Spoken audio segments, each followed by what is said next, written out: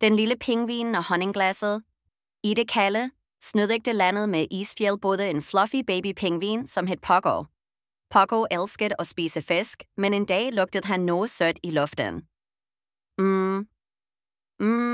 Hvad er den dejlige lugten? Lurte han, mens han vippede med sin lille næb. Han fulgte lugten gennem snøen, til han så noget skinnende nær eventyrernes lejr. Det var et glas med gylden honning. Pocos øjne blev store. Jeg vil smage på det, kvidrede han spændt. Men pingviner spiser vanligvis ikke honning. Ligevel var Poco nysgerrig. Han vassede nærmere og stak til glasset. Plop! Lokket trillede af, og honningen glitrede som solskin. Poco dyppede sin lille finde ind. Klissette, sejt, skinnende. Han slikkede forsigtigt. Så sødt, lå han. Honningen sat fast på næbbet hans og fik ham til at se morsom ud.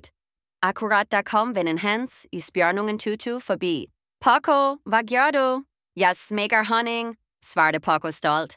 Tutu lå. Honning er for bier og bjørner, ikke pingviner. Men i stedet for at skjæle ud, hjalp Tutu Poco at rydde op. Ser du, det er godt at prøve nye ting, men for mig honning kan give dig vondt i magen, sagde Tutu venlig. Poco nikkede. Jeg liker fisk bedre uanset, indrømmede han med et smil. Da han vakkede tilbage til mamma, fortalte han hende alt om sit søde eventyr. Mamma lå. Min tulette lille pingvin. Selvom honning ikke er for dig, er jeg glad, du er modig nok til at udforske.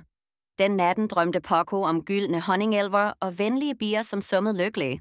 Og i drømmene han smilte til og med biene og sagde, hej søde pingven. Fra da af lærte Poco, at eventyr gør livet ekstra sødt. Nogle gange ender sødere end honning.